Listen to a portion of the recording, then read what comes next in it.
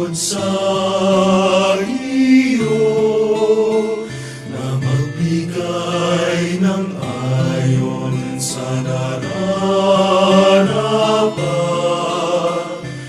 na walang hinihintay mula sa'yo, na mag-iba kang di inaalintanan, mga hirap na dinaranas sa tuwing ay magsumikap na hindi humahanap ng kapalit na kaginhawaan, na di naghihintay kundi ang aking mabatid,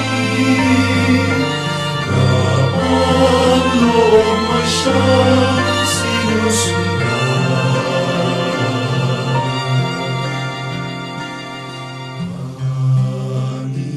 Panginoon, turuan mo akong maging bukas palad.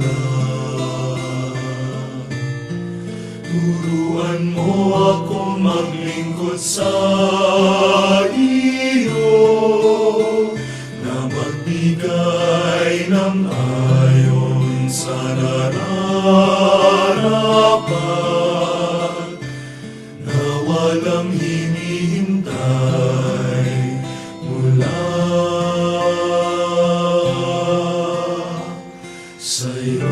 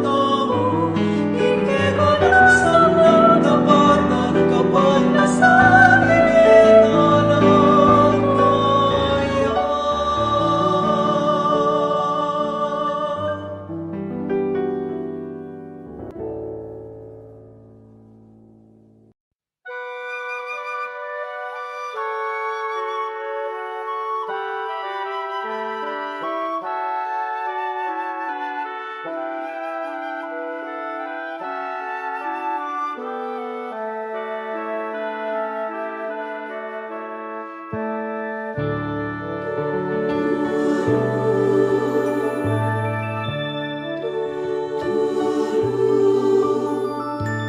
omnibus amare, in omnibus servire, in omnibus amare et servire, Domino, in everything love and serve the Lord.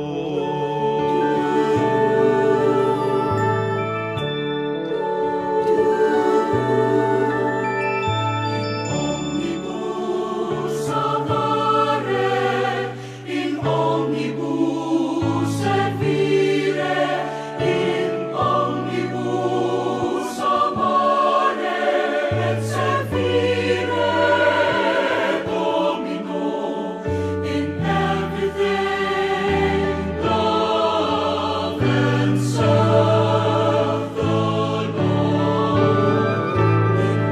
Omnibus amare, in omnibus servire, in omnibus amare et servire, Domino, in everything, love and serve the Lord. In omnibus amare, in omnibus servire, in omnibus amare et servire, Domino, in everything, love and serve the Lord. In omnibus amare et servire, Domino, in everything love and serve the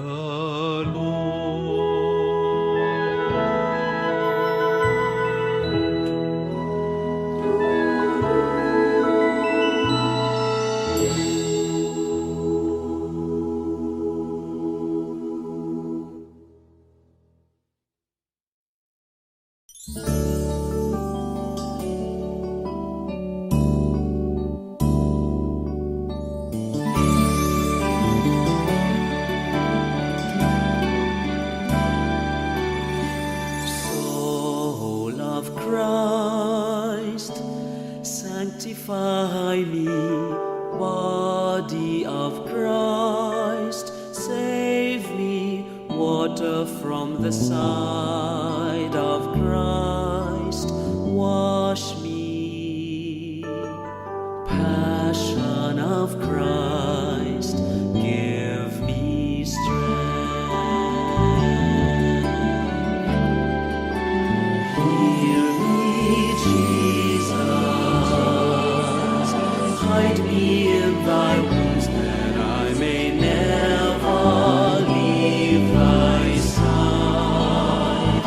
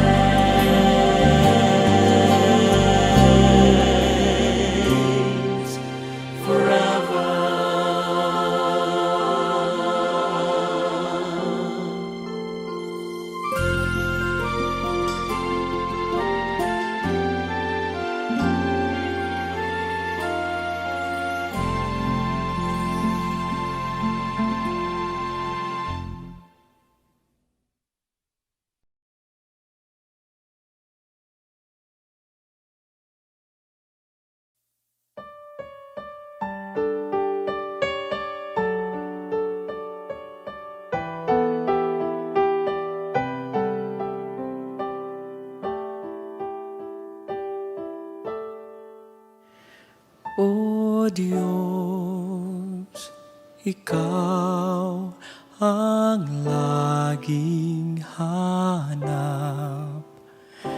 Loob ko'y Ikaw ang tanging hangat. Nauuhaw akong parang tikang na lupa sa tubig ng iyong pag-aaruga.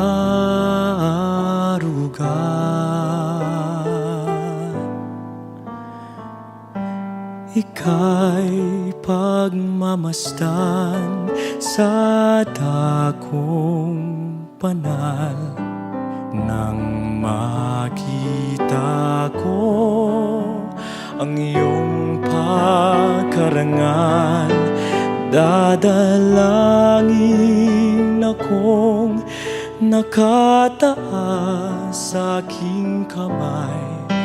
Magagalak na awit ng papuring ialay, ngunit ako'y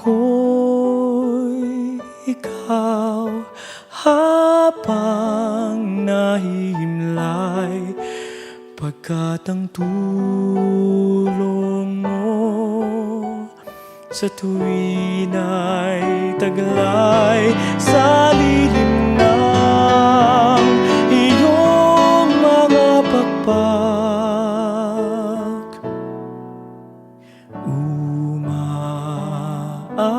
Umaawit akong buong galak, aking kaluluwa'y kumakapit sa'yo. Kaligtas ay tiyak kung hawak mo ako. Magdiriwang ang hari, ang Diyos siyang dahilan. Ang sa iyo ay nangako, galak yaong makakamtan. Ngunit ako'y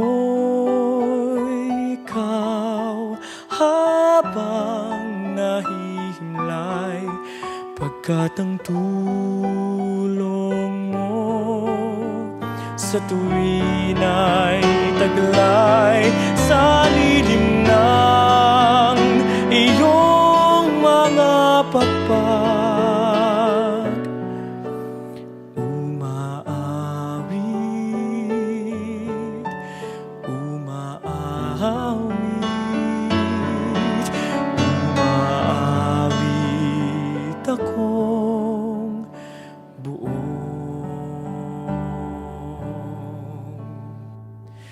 galak.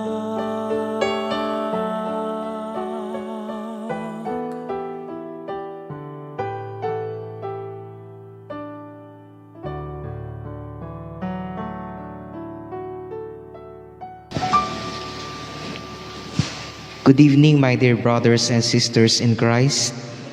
We are now in the 15th Sunday in Ordinary Time. Let us now include in our prayers the intentions of the following. For the thanksgiving of Pengolale and family, Mejia and David family, Adelaida Soto and family, Lerma Berhel de Josa and family, Tana Leon Rivera and family, Eligio Angeles Jr. and family, Julius Ryan Angeles and family, Evelyn Capili, Mr. and Mrs. Eulogio Espino and Gerardo Espino, Eufrosina Duya Yumul and family. For the quick recovery of Constanita de Ala, Ernesto Vergel de Dios, Noel Pangan, and for the souls of Cesar Dominga Nemencio, Benaventura Jose, Lucita Bulawan, Antonio Aurora Luzon, and all the poor souls in purgatory.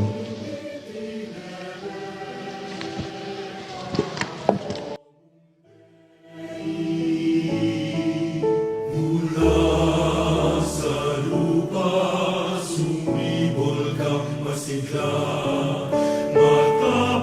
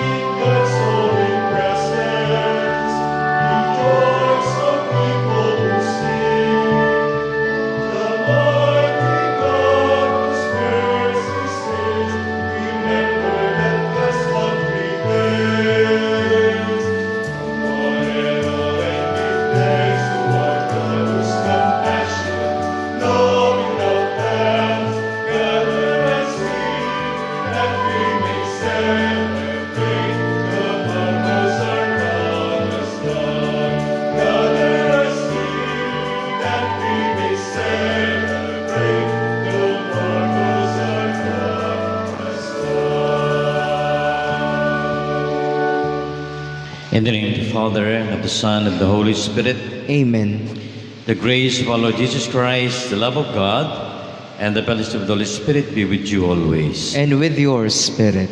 My dear friends, my dear brothers and sisters, as we gather together to celebrate the 15th Sunday, in ordinary time, the Lord is sending His 12 apostles to do what He is doing, to make an apostolate, to serve the people by doing good, healing the sick, and exorcising the devils, and especially preaching good news, repentance.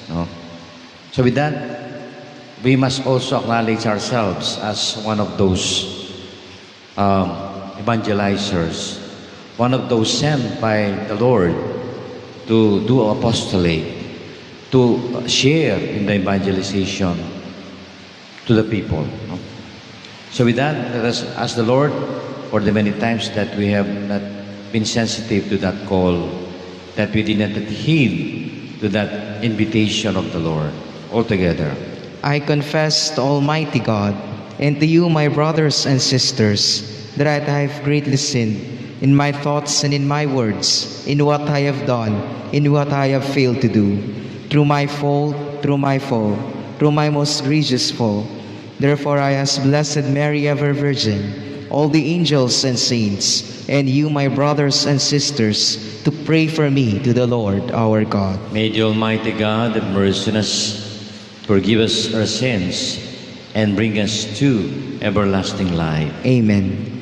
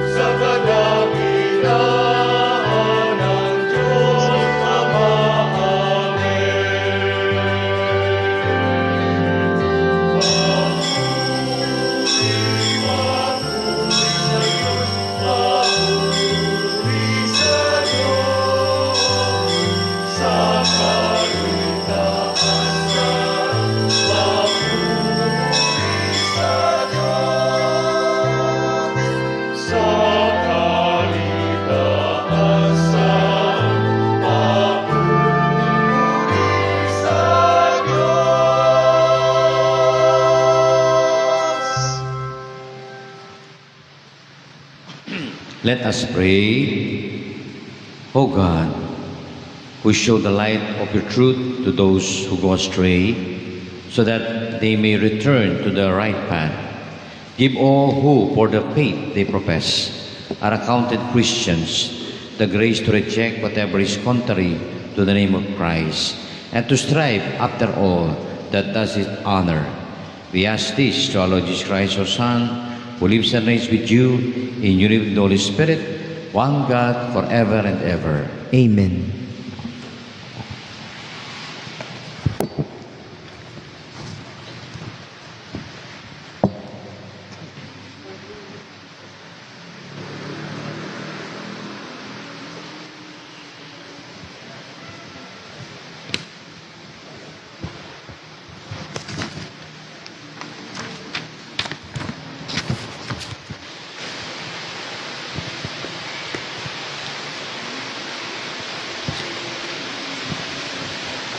A reading from the book of the prophet Amos.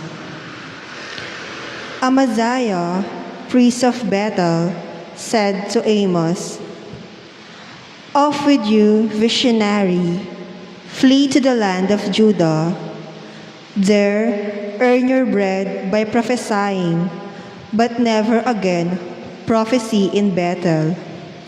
For it is the king's sanctuary and a royal temple." Amos answered Amaziah, "I was no prophet, nor have I belonged to a company of prophets. I was a shepherd and a dresser of sycamores. The Lord took me from following the flock and said to me, 'Go prophesy to my people, Israel.'" The word of the Lord. Thanks be to God. Lord, let us see your kindness and grant us your salvation. Lord, let us see your kindness and grant us with your salvation. I will hear what God proclaims, the Lord, for he proclaims peace. Near indeed is his salvation to those who fear him, Lord, glory dwelling in our land. Lord, let us see your kindness and grant us your salvation. Kindness and truth shall meet, justice and peace shall kiss. Truth shall spring out of the earth, and justice shall look down from heaven. Lord, let us see your kindness and grant us your salvation. The Lord himself will give his benefits. Our land shall yield its increase. Justice shall walk before him and prepare the way of his steps. Lord, let us see your kindness and grant us with your salvation.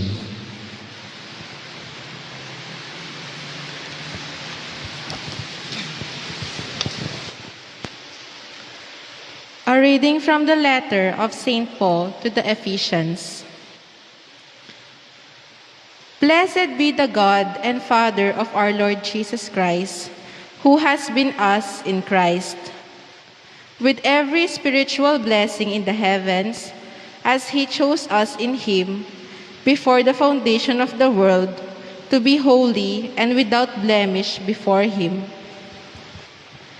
In love, he destined us for adoption to himself through Jesus Christ, in accord with the favor of his will, for the praise of the glory of God's grace that he granted us in the Beloved.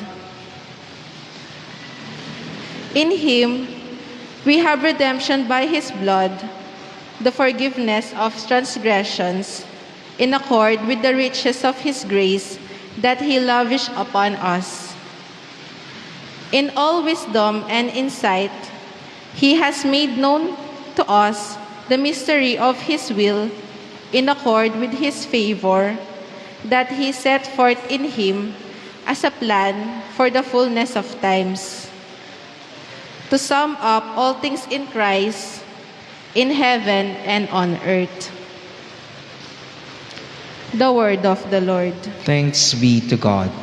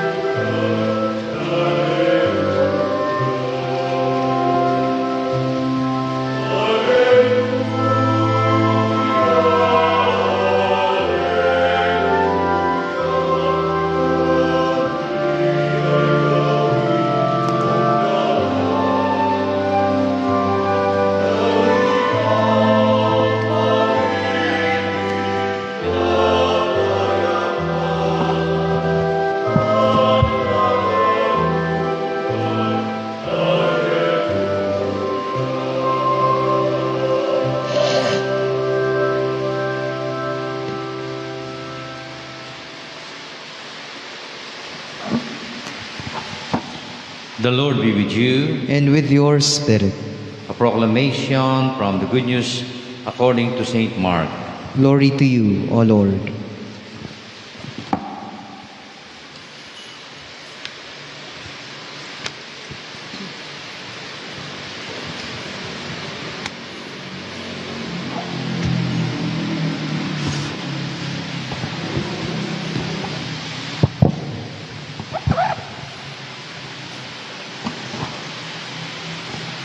Jesus summoned the 12 and began to send them out two by two and gave them authority to over unclean spirits.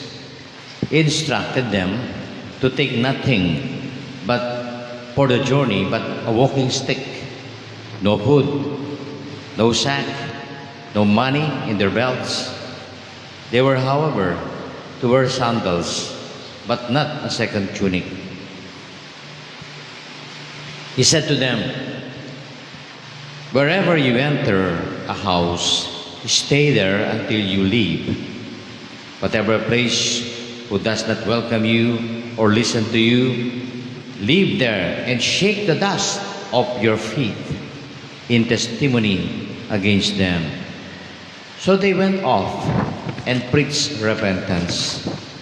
The 12 drove out many demons, and they anointed with oil many who are sick and cured them all.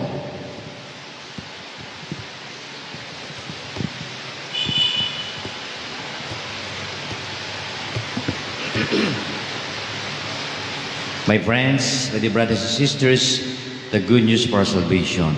Praise to you, Lord Jesus Christ.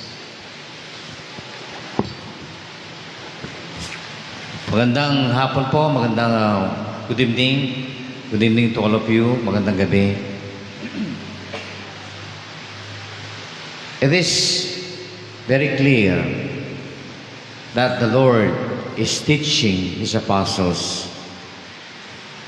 He is not just showing them what He is doing, but He is kind of showing and teaching them what they are going to do. No, because later on, like what we have noticed in our gospel, they were sent to do a mission. No? Sila'y pinadala. Sila ay pinapunta ng Panginoon sa mga iba-ibang lugar para gawin yung kanyang ginagawa. No? Alam po ninyo, kaming magpapare ay ginagawa din namin ang ginagawa ng mga apostoles, mga disipulo. Sinasanay kami at an early age yung pagmamisyon. Ang tawag po dito, mission. They're going for a mission, apostolic mission, no? To preach, to do what the Lord Jesus Christ is doing, no? Kami po, ganun din kami. Kanya kami mga sendersta, no? Kung na si Ervin nandito, pag summer, bakasyon, hindi kami umuwi sa aming kanya-kanyang bahay o kanya-kanyang tahanan. Imbes na kami magbakasyon sa mga bahay namin, tuwing bakasyon, summer, kami ay nag-apostolate. Kami ay pumupunta sa mga iba-ibang parokya. No? At talaga naman, yung maaga pa lang, senderista pa lang kami, sinasanay na kami. No? Minsan po, pinadadala kami sa mga depressed area, sa mga malalayong baryo, para masanay kami. Like, pag bago ang pare, saan ako dinistino? Sa isang lugar, parokya, na kailangan ka munang sumakay ng bangka, motorboat, bago ka makapunta. No?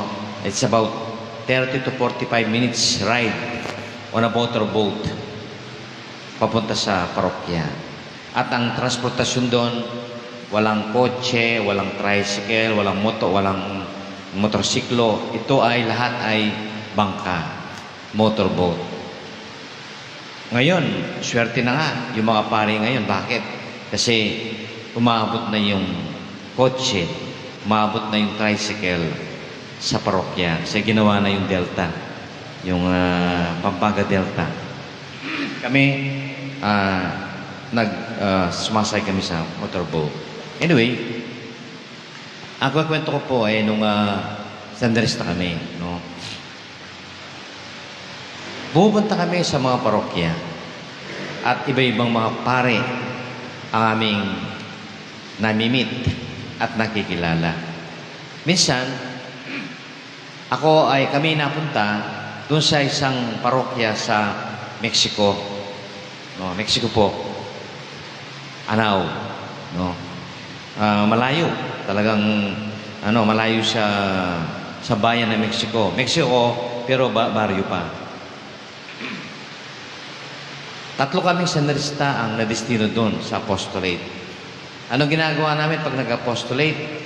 Nagtuturo ng katekismo, nagtuturo ng choir, Bible apostolate, yung nagtuturo ng Bible study, nagpo-form ng mga organisasyon. Yan po, maraming ginagawa. Kung ano pang gusto ng pare na gawin namin, igagawin din namin. No? Ngayon, nung inabdestino kami din, doon, 3 kami. At nabigla kami doon sa style ng pare. No? Bakit? Usually, pag nag-apostolate ka, titira ka sa kumbento. O kaya kung maliit yung kumbento, titira ka niya sa isang bahay, sa mga bahay. Titira kayo. Pero ang style ng pare, iba. Ang ginawa niya, nakatira nga kami sa kumbento, doon kami natutulog, pero hindi kami kumakain doon. No? Meron siyang tinutukan na mga bahay na magpapakain sa amin. Breakfast, lunch, at saka dinner. Almusal, panangalian at hapunan. Nagtitipid yung pare. Hindi kami pinapakain doon, no? So, ganito po. Pagkagising mo pa lang, naghilamos ka pa lang ng mukha, kagad mo nang tatahakin ang daan. Pupunta na kami sa daan para puntahan yung bahay nagpapakain sa amin ng almusal. Kanya yung mga tao, pag nakikita na kami, kasi yun na lang ginagawa namin araw-araw. Pupunta sa mga bahay, nagkikikain. Sabi ng mga tao, ito na yung mga matatakaw. Sabi gano'n. Ito na yung mga makikikain. Gano'n sabi na sa amin. Kanya, makikita mo pa lang, talagang nahiya ka na. Dahil ang tawag na sa amin, mga matatakaw. Yung makikikain, no? Pero hindi namin siya pinansin. Kasi yun ang style, eh. Ang gusto ng pare, makikikain kami sa mga bahay.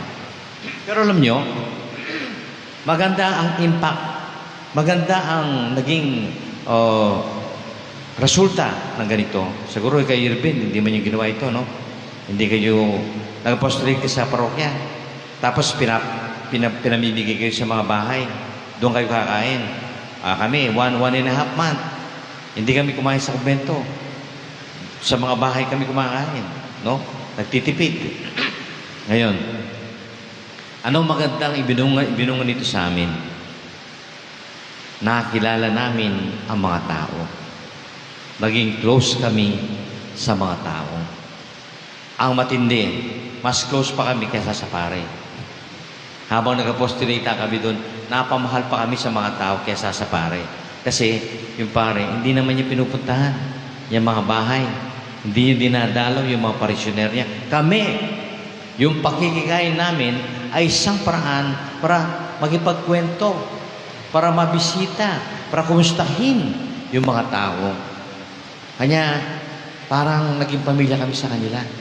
Naging close kami sa kanila kaysa sa pare. Kasi pag dumadalaw kami, hindi lang po pagkain yung after namin. Siyempre, masyado naman ng pagkain lang.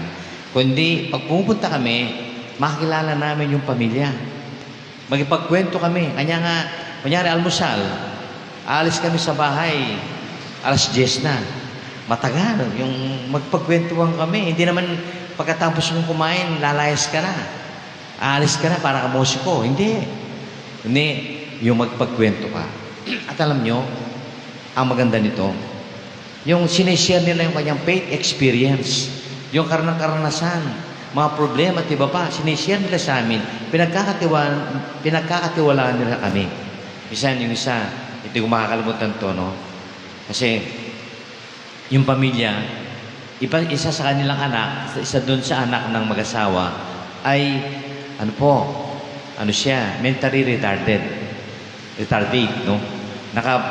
Hindi siya makapagsalita yung bata, tumutulo yung laway, tapos nando sa wheelchair. Sabi namin nung kumakain, buti na lang po, minamahal nyo si Manny. Hindi nyo kinakaya kahit siya'y ganyan.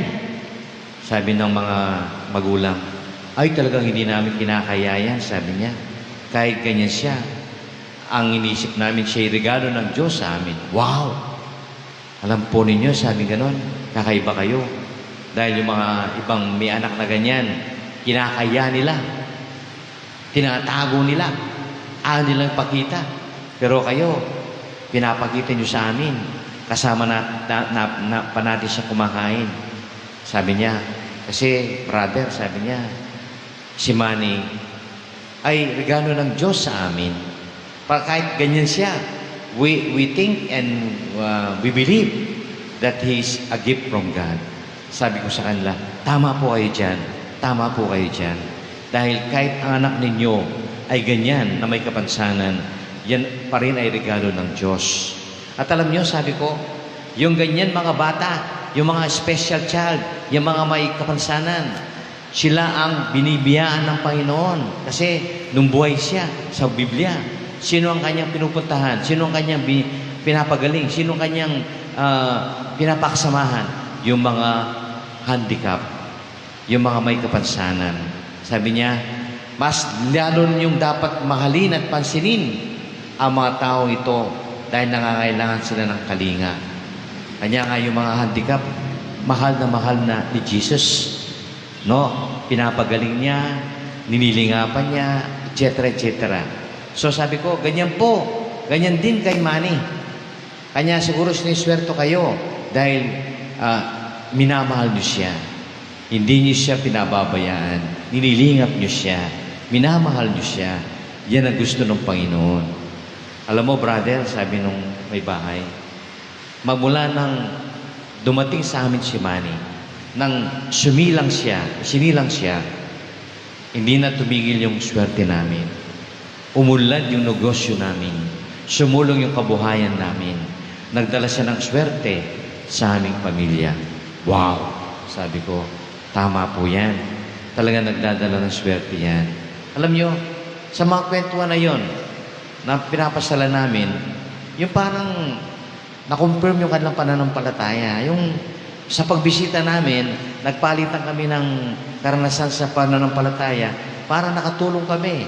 No, lalo nilang na-appreciate yung kanilang sitwasyon, yung kanilang buhay. Dahil nagkipagkwento kami. Alam po ninyo, marahil yan din ang ginawa ng mga apostoles. Pag sila'y nagpupunta sa mga misyon, anong ginagawa nila? Nakikipagkapwa-tao. Nakikisalamuha sa mga tao. Namibisita sa mga tao. At come to think of it, wala man silang dala. Wala silang pagkain o ano. Anong dala nila? Ang Diyos, ang Panginoon. Ang salita ng Diyos ang dala nila. Kanya, sabi ng Panginoon, pag kayo ay nagmimisyon, pagdala ninyo ang Panginoon, hindi kayo pababayaan ng Diyos. Hindi kayo magugutom. Kanya sabi ng Panginoon, huwag kayong magdala ng pagkain. Huwag kayong magdala ng reserbang damit. Huwag kayong magdala ng kung ano-ano. Kasi pag marami silang dalang gamit o damit o etc., magiging pabigat, magiging mabagal ang kanilang paglalakbay. Di ba? Anong dadalhin nila? Sige nga, Brother Miko, ano lang ang dadalhin nila sa kanilang pagmimisyon? Tungkod. Tungkod lang. Bakit tungkod? Kasi yung tungkod, yan ay pananggalang sa mga mahilap na hayop. Kasi pagka naglabakbay ka, bigla, merong lalabas na yung wolf, lobo, o kaya mga leon, no? Kaya kailangan meron kang pananggalang. At hindi lang yan, yung tungkod, pag pagod ka na, pwede mong gawing pangatlong paa. Doon ka, pwede ka mag-rest doon. Tungkod mo na ganun. Ipatong mo sa lupa, tapos pwede kang mag-standby. Ganyan. Ganyan ang, pag may mag-hold up sa'yo, o ihaharas ka, meron kang, yan ang tungkod. Ngayon, siyempre, given na yung self-explanatory na yung sandals, yung panapak. Kasi wala pang sementadong daan nun. Puro rough road at mabatok. Kaya pag hindi ka nakapanapak, wala kang footgear, masusugatan ka. So yun lang. Kasi sabi ni Jesus, huwag kayong mag-alala. Huwag kayong magdala ng pagkain dahil pagdating nyo doon, papakainin kayo. Tatanggapin kayo. They will consider you as pamilya. No? Katulad po, no? Ako, pagpari ka na, pag pupunta sa mga bahay, napansin ko, masayang-masaya, lalo na pag, kahit ba kumisan, hindi ka may expect napadaan ka lang. Sabi, ay, amo, ano pong ginagawa nyo dyan? Ali po kayo, tumuloy muna kayo. No, patutuloyin ka. Tapos, pakakainin ka nila. No, bigla, pabibili ng koko. No? Tapos, pagkatapos mong kumain, o sa inanda nila, ano gagawin nila? Meron pang pabaon. Meron pang pabakal. Meron pang ibabalot kung anong gusto mo. Ganyang kababait ang mga tao. Lalo na pag naglilingkod ka sa Diyos. No? Kanya, kapatid, sinanay po kami sa ganitong misyon, yung pagbisita sa mga kapwa.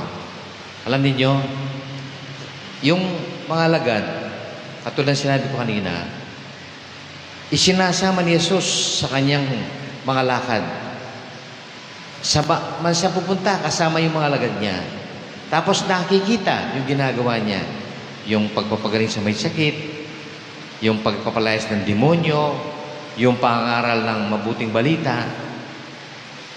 Bakit niya ginawa ito? Hindi para manood lang ito.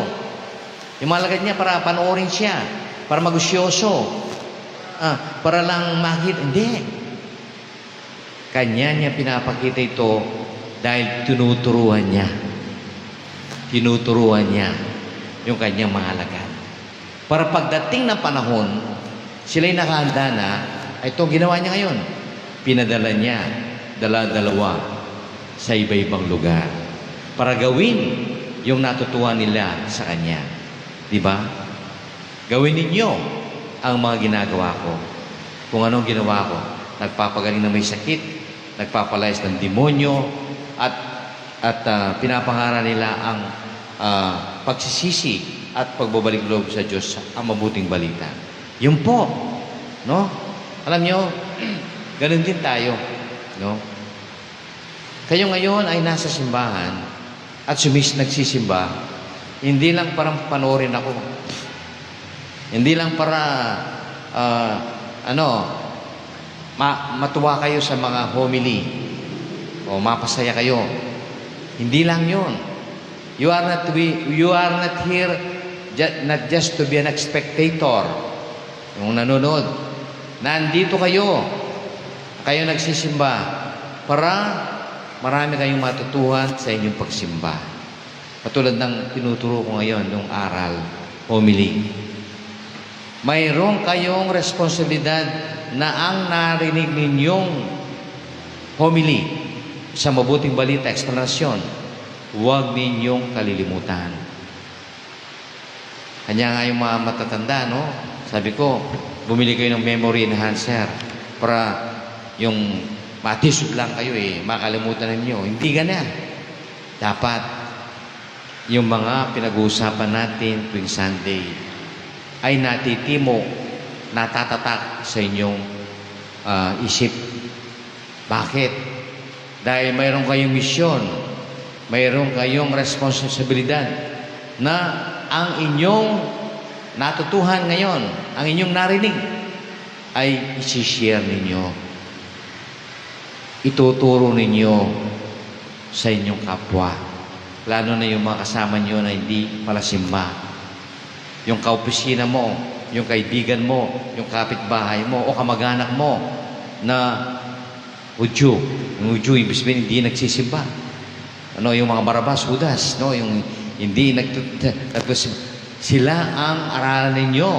I-share ninyo ang inyong natututuhan sa simbahan. Pag kayo ay nagsisimba lang, nakikinig lang, hindi 100% ang inyong ginagawa. Hindi pa masyadong sagad sa 100% ang inyong pagsimba. Nagiging 100% lang yung tumatalab ang inyong pagsimba pag dinidibdib ninyo ang inyong pakikinig sa mabuting balita. Ibig sabihin dinidibdib ibig sabihin yung nagko-concentrate kayong mabuti. Pinakikinggan niyo mabuti para pagdating ng panahon, i-share ninyo ang mga natutuhan ninyo. Diba? O si Brother Lloyd, hindi lang nandito si Brother Lloyd para mag-EMDC. At kundi, hindi lang share niya yung body of Christ, but the message of the good news. I-share na yung kanyang mga natututuhan sa mga salita ng Diyos. Sabi niya, magsimba ka, brother. Magsimba ka, sister. Ang ganda ng mensahe ng Panginoon na aking naririnig tuwing Sunday.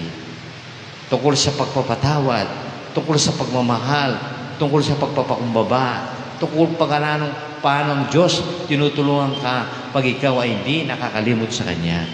Yan. Kung pasinin nyo, yung mga pinag-uusapan natin, may malalalim na kahulugan. Mga mensahe na tungkol sa Diyos. Diba? Katulad ngayon, no? Ang natutuhan natin ngayon, yung ikaw pala ay evangelizer din. Hindi ka lang pala tagapakinig, kundi para tumalabang yung pagsimba, ay i-share mo ang yung pananampalataya. I-share mo ang good news na natutuhan mo sa iyong kapwa. Diba? O yan po. At saka natutuhan din natin na yung ating kapwa, uhaw na uhaw sa Diyos, sa salita ng Diyos. Pag ang tao, hindi lang sinishare mo yung pagkain. Ha? Brother Erwin, hindi lang pagkain ang sinishare natin. Mas matindi, mas mahalaga ang share natin ang Diyos, ang Panginoon, ang Kanyang mabuting balita sa ating kapwa. Di ba? Miko, hindi lang sinishare mo yung beer, no? O yung San Mig Light. Ang sinishare mo si Jesus, ang Panginoon, yung Kanyang mabuting balita sa kapwa mo. Kasi pag may naikayat ka, may tao, may nailapit ka sa Diyos, yun ang magdadala sa iyo sa langit. Yun ang magandang points mo. Napakalaking points no na ikaw ay makakapagdala ng tao na mailalapit mo sa Diyos. Di ba? Alam ko malapit na kayo. Nagsisimba na kayo. Nakikinig na kayo sa Diyos. Pero hindi lang yan tumitigil ang inyong pagsimba. Dapat kayo ay makatulong sa inyong kapwa na malayo sa Diyos. Kumbinsihin nyo sila. Aralan nyo sila. I-share ninyo ang inyong nararinig at natututuhan sa loob ng simbahan. Alam niyo, dapat ninyong tandaan ito. Ako, ginawa ko ng share ko. I have done my part. Sabi nga ni Pinoy, si Pinoy, sabi na, I have done my part. Even though I died, yung bago siya mamatay, no? Kasi siya, at least I have done my part.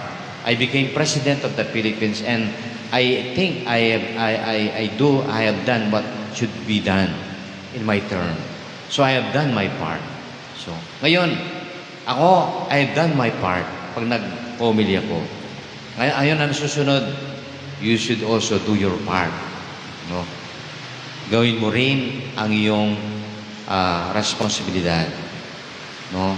Narinig mo sa akin, share mo rin sa iba. Pag ganun ka, wala. Saludo ko. Tumatalab na ang iyong pananampalataya. Nagiging 100% na ang pagsimba mo kasi nakakapag-share ka na. Kasi nakakapagkwento ka na sa mga natututuhan mo. Huwag mong salinin, huwag kang maging selfish sa iyong pagsimba. Pag nagsisimba ka, pakibalak mo, kaya pakisip mo yung mga kasama mo na hindi nagsisimba. Yung asawa mo na tamad, pag nagsisimba ka, pakisimba mo na lang ako, sabi ni Buiset. Pakisimba mo. Hindi pwedeng substitute na yan. Pag uwi mo, sabihin mo, kailangan pala nandun ka.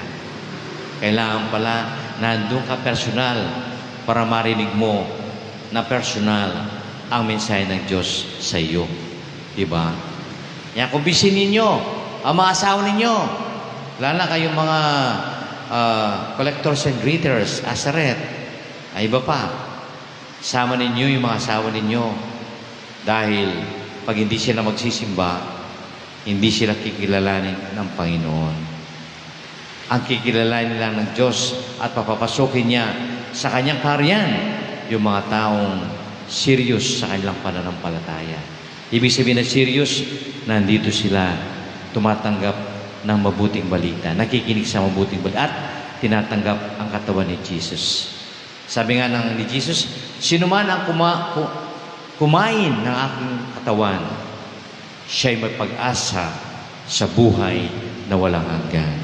Kanya yung mga tao dito na hindi nagsisimba, hindi tinatanggap ang katawan ni Jesus at ang salita ng Panginoon, namimiligro sila. Kawawa sila. Hindi ko alam kung sila matatanggap sa langit. Pero kayo, at least, yung isang panyo nandun na. Halfway na kayo. Dahil nga, nakikinig kayo sa salita ng Panginoon.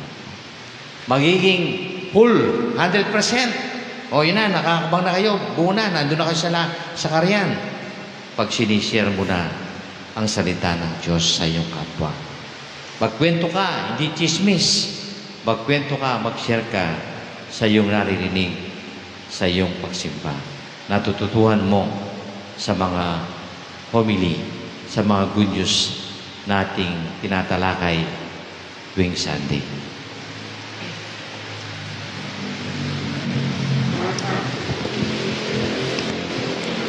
I believe in God, the Father Almighty, maker of heaven and earth, of all things visible and invisible.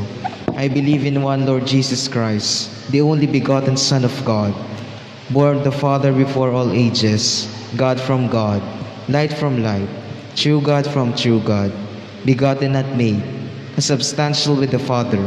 Through him all things were made. For us men and for our salvation, he came down from heaven, and by the Holy Spirit was incarnate of the Virgin Mary, and became man. For our sake he was crucified under Pontius Pilate. He suffered death and was buried, and rose again on the third day in accordance with the Scriptures. He ascended into heaven, and is seated at the right hand of the Father.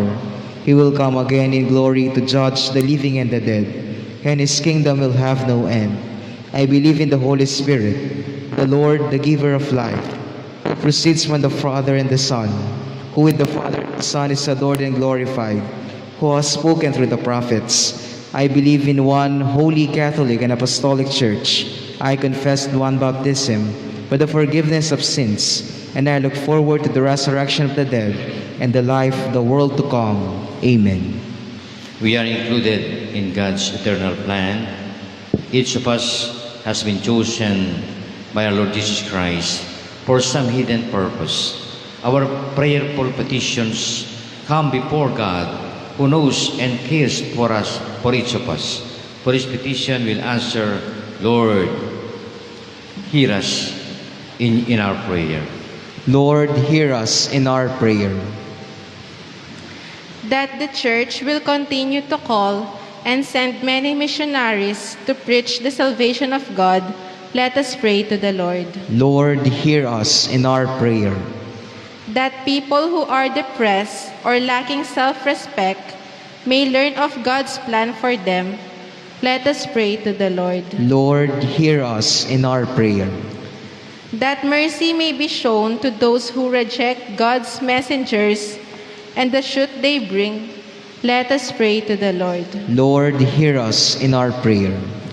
That the seriously sick members of our community may welcome the sacrament of holy anointing, let us pray to the Lord. Lord, hear us in our prayer.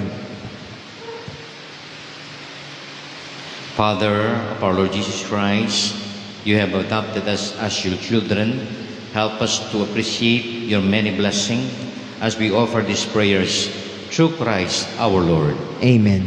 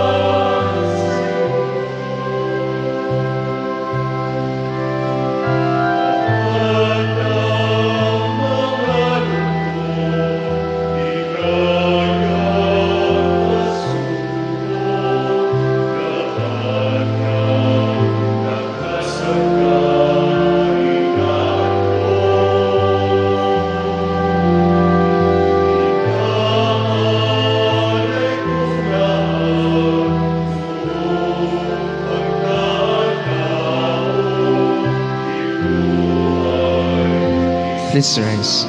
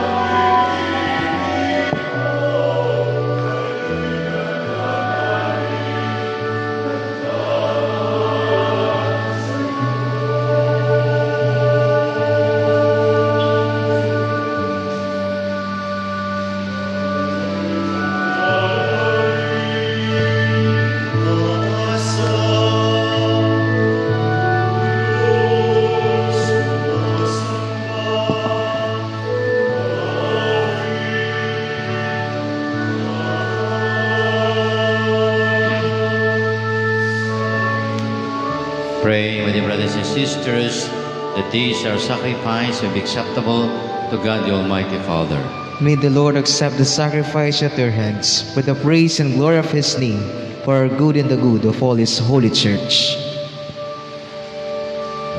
Look upon the offering of the church, O Lord, as she makes her prayer to you, and grant that when consumed by those who believe, they may bring ever greater holiness through Christ our Lord. Amen.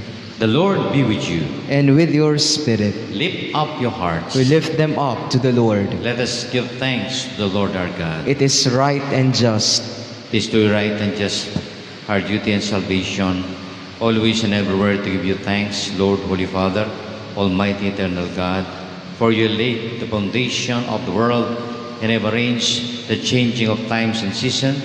You poor man your own image and set humanity over the whole world in all its wonder, to rule in your name over all you have made, and forever praise you in your mighty works, through Christ our Lord. And so, with all the angels we praise you, as in joyful celebration we acclaim.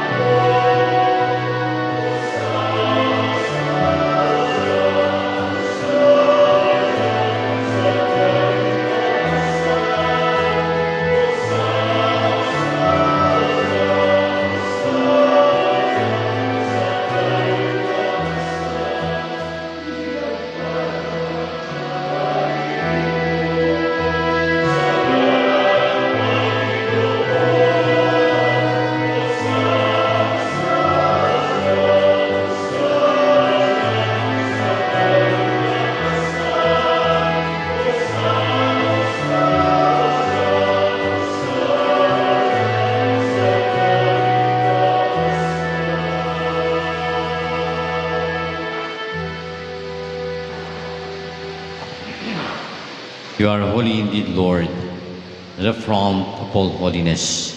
Make holy therefore this gift, we pray, by sending down the Spirit upon them like a dew fall, so that they may become for us the body and blood of our Lord Jesus Christ. At the time he was betrayed and entered willingly into his passion, he took the bread, he broke the bread, and then he gave it to his disciples and said, "Take this, all of you, and eat of it, for this is my body, which will be given up for you."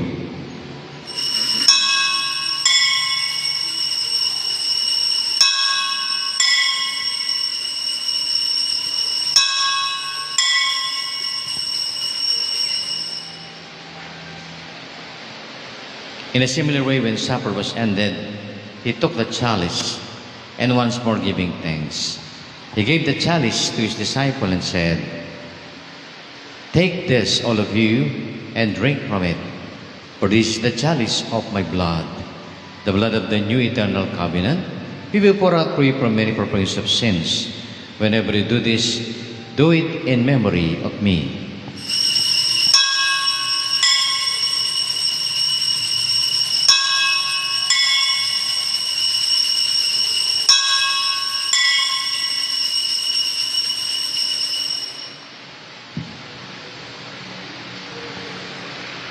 We now proclaim the mystery of our faith.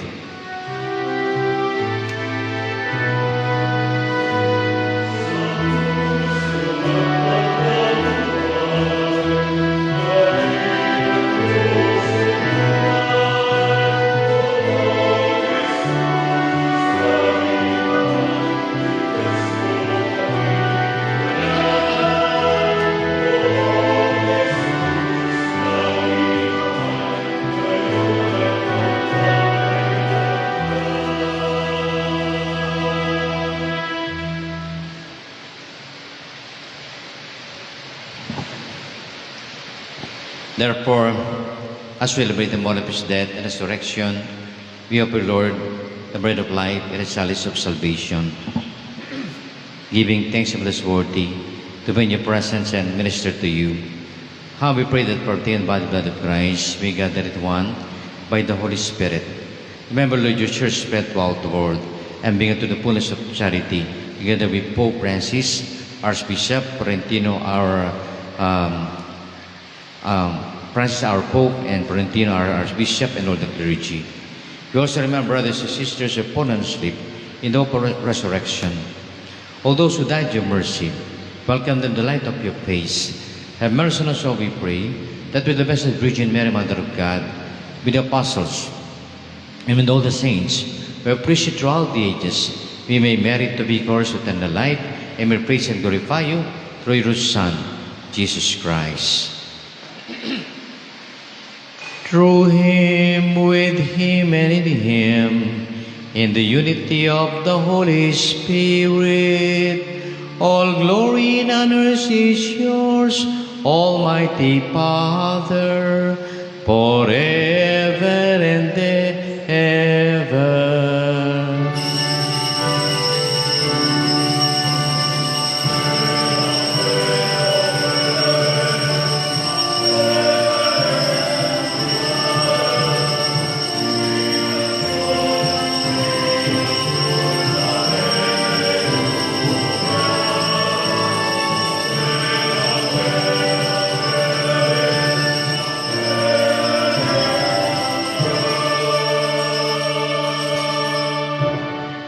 We now pray to the Father in the words our Lord Jesus Christ taught us.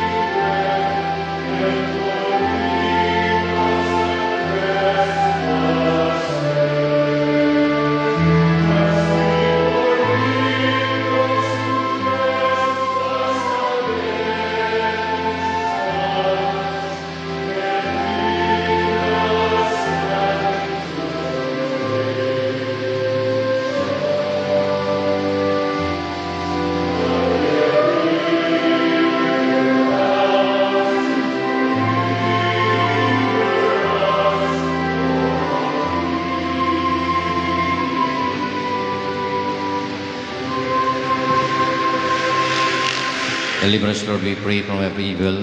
Graciously grant peace in our day. By the help of our mercy, may we be from sin, save all distress, as await the blessed hope and coming of our Lord and Savior, Jesus Christ.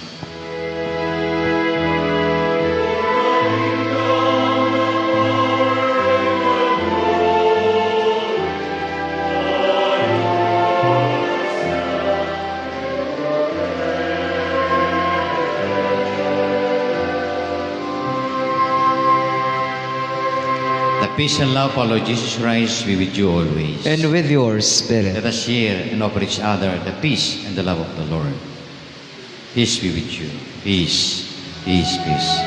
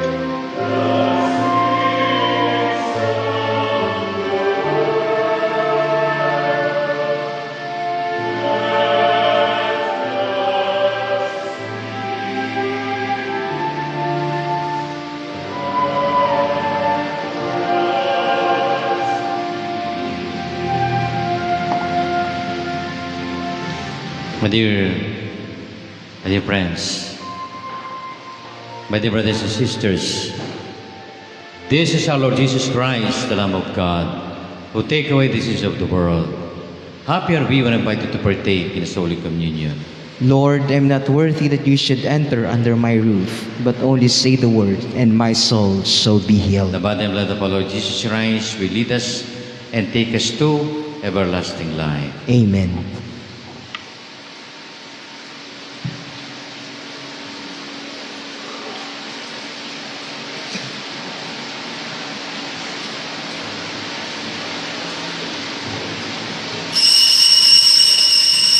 Act of spiritual communion.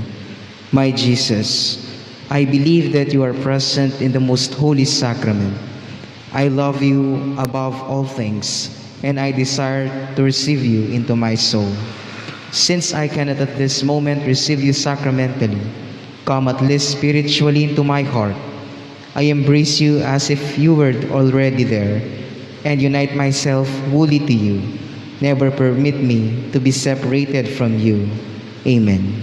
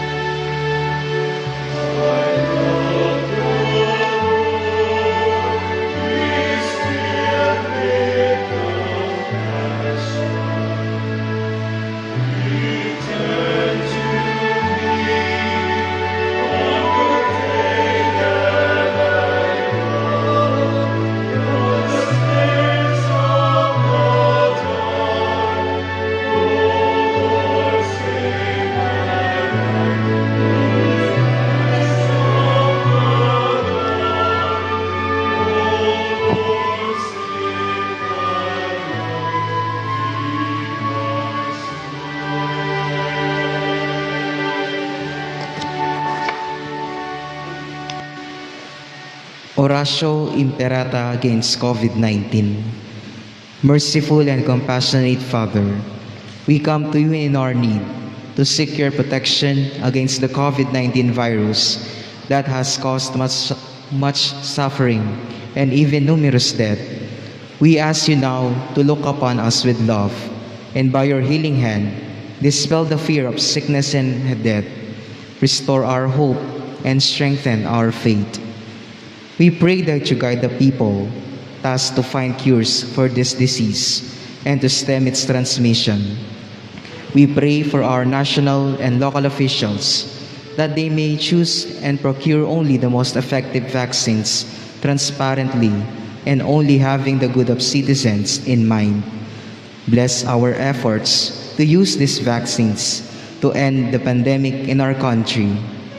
We pray for our health workers that they may minister to the sick with competence and compassion. Grant them health in mind and body, strength in their commitment, protection from the disease. We pray for those afflicted. May they be restored to health. Protect those who care for them. Grant eternal rest to those who have died. Guide us the grace in these trying times to work for the good of all and to help those in need. May our concern and compassion for each other see us through this crisis and lead us to conversion and holiness. Grant all this through our Lord Jesus Christ, your Son, who lives and reigns with you in the unity of the Holy Spirit, God, forever and ever. Amen. We fly to your protection, O Holy Mother of God. Do not despise our petition in our necessities, but deliver us always from all dangers. O glorious and blessed Virgin. Amen. Saint Joseph, Saint Raphael the Archangel, Saint Roch, Saint Lorenzo Ruiz, Saint Pedro Calungsod, Saint Nicholas of Tolentino, Our Lady of Lourdes. Please be seated for a while. Mika second collection tamo po para King Dalo Balen 2021. Din pong alikom tamong magamit la po karing aktibidades king kaya katang parokyo para po King Dalo Balen. At speaking of Dalo Balen po, bukas na po yung kaya katamong Dalo Balen, July 12, Lunes.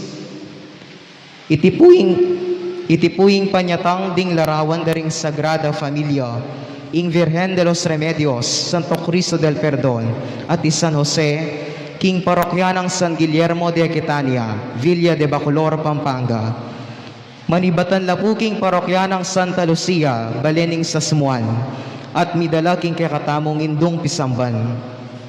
Alas 3 na puning gat panapon ing pamaglakoda ka rin king Sasmuan, nung alaman pong abiryo king dalan, mga 4 p.m. na puning gat panapon, mirasneking kaya katamong parokyo, King Kabalenan. Kay bat na po nito, sunod ya puing banalamisa, itang alas 6 ning bengi, King Parokyanang San Guillermo. Ita pong July 14, malugod miya pong panagkat, karing hanggang deboto, ing kaya katampong sanktuaryo yang makatutok karing patingapon aktibidades king kaya katampong parokyo para King Dalo Balen. Mag-upisaya pong alas 8 ning abak, ang gaya pong alas 8 ning bengi. Oreni po rin kaya katampong aktibidades king July 14, Miyerkules. Mentaraya pong alas 8 ning abak ing Rosario, panimunanda po ring purok leaders, church greeters and collectors, and mandated organizations and devotees. 8 o'clock to 8:30 a.m. po, purok 1. 4:40 a.m. to 9:10 a.m. purok 2, 9:20 a.m. to 9:50 a.m. purok 3, 10 a.m. to 10:30 a.m. purok 4, 10:40 to 11:10 a.m. purok 5. Ito pong 11 a.m. to 1 o'clock, yabing po yung silence for prayers. Kasunod na po niti 1 p.m. to 3 p.m. yabing po yung prayer in the way of Taize, panimunan da po ring Asol Rectoral Youth Ministry. 4 p.m. to 5 p.m. yabing po yung Rosario at Harana para King Sagrada Familia. Panimunanda naman po rin Coro de Mater Dei. Ita pong 6 o'clock p.m. to 7 o'clock to 7 o'clock p.m. yapin po yung kakatampong banal amisa. Panimunanay pong Reverendo Padre Ariel D. Limhoco, kambeda po ring Ministry on Liturgy, Altar Servers, LECOM, EMDC, CGC, Music Ministry, Friends Forever Choir at Media Group. At ita pong 7 p.m. to 8 o'clock p.m. yapin po yung kakatamong Silence for Prayers. Dito pong bisang maglimus misa kaya pong July 14 tutok tamo po. Malyariya pong king kakatampong sekretarya king kakatatori Miss Jeneline Malunes. Dakal pong salamat.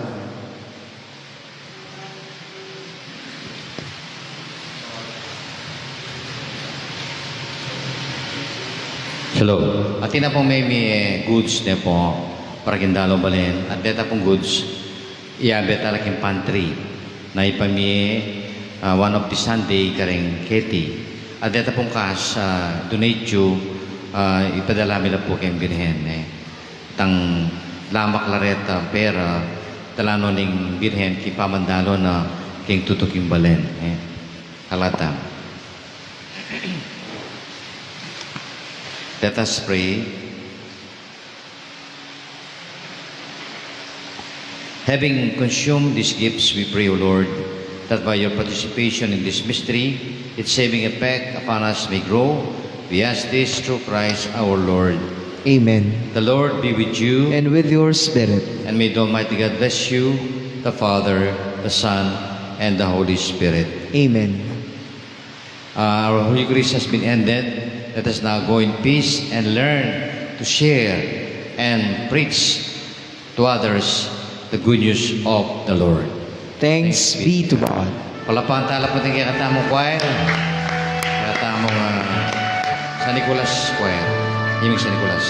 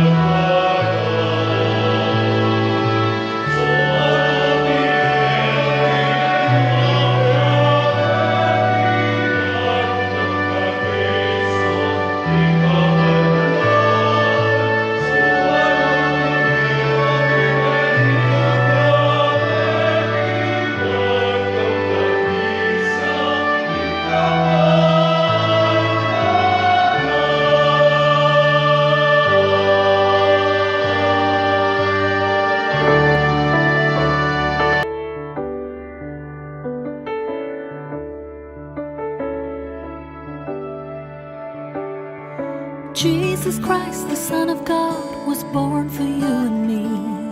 He came to bring the good news, from sin to set us free.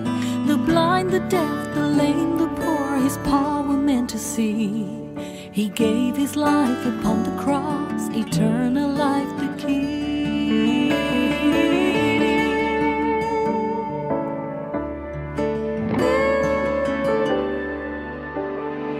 He broke bread and shed wine before His agony.